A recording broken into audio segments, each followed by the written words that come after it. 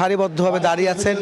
বেগম খালেদা জিয়ার মরদেহ আসলেই জানাজা অনুষ্ঠিত হবে এবং তাকে শ্রদ্ধা নিবেদন করবেন তারা। এবং এই শ্রদ্ধা নিবেদন অনুষ্ঠানকে কেন্দ্র করে মানুষের যে উপচে পড়া ভিড়, যে জনসংখ্যা, যেই জনতা তার বেগম জিয়াকে ভালোবেসে গেছেন, তার শেষ যাত্রাতেও এই মানুষগুলো বেগম জিয়াকে ছাড়েননি, বেগম জিয়াও তাদেরকে কখনো ছেড়ে যাননি। মাটি মানুষের ভালোবাসায় তিনি সিক্ত হচ্ছেন। আজ শেষ যাত্রায় বেগম জিয়া শায়িত হচ্ছেন কোটি কোটি মানুষের ভালোবাসা এবং শ্রদ্ধায়। আজ তার এই প্রয়াণে মানুষের মধ্যে যে শোক বইছে, যে মানুষের যে আবেগ অনুভূতি, তার বহিঃপ্রকাশ ঘটেছে জানাজায় অংশগ্রহণের মধ্য দিয়ে। বাংলাদেশের বিভিন্ন প্রান্ত থেকে, বিভিন্ন অঞ্চল থেকে প্রত্যন্ত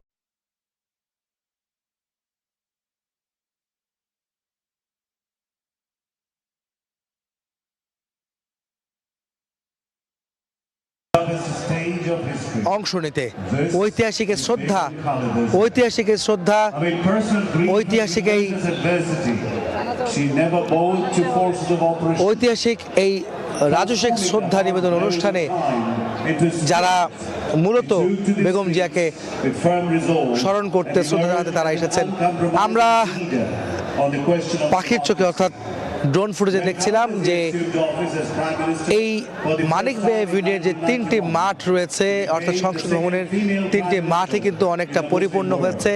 দুটি রাস্তা সম্পূর্ণ পরিপূর্ণ হয়েছে। আমরা দেখেছি এখানে মানুষের যে কাতার জানাজার জন্য সেটি কিন্তু তারা প্রস্তুত করেছেন, নিজেরাই কিন্তু কাতার তৈরি করে দাঁড়িয়েছেন এবং সুশৃঙ্খলভাবে তারা এই জানাজায় অংশ নিচ্ছেন, সেটি কিন্তু আমরা দেখেছি।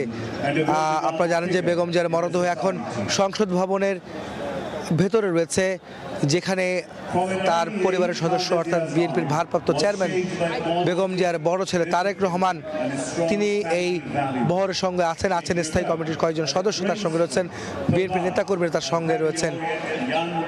এই জানাজাকে কেন্দ্র করে যে মানুষের যে ভিড়, মানুষের যে অপেক্ষা, সেটি আমরা দেখেছি ভোর থেকে এবং গতকালকে থেকে দেখেছি তার মৃত্যুর সংবাদের পরপর দেশের বিভিন্ন অঞ্চল থেকে সাধারণ মানুষ, সমর্থক, বিএনপি কর্মীরা তারা এসেছেন, এই ঢাকামুখী হয়েছেন। তারা আজ ভোর থেকে মানিক মিয়া এভিনিউ মুখী হয়েছেন। তারা এই জানাজায় আমরা দেখেছি ভোর থেকে ফজর নামাজের পর থেকেই মানিক মিয়া এলাকায় লোকে লোকারণ্য হয়ে গেছে।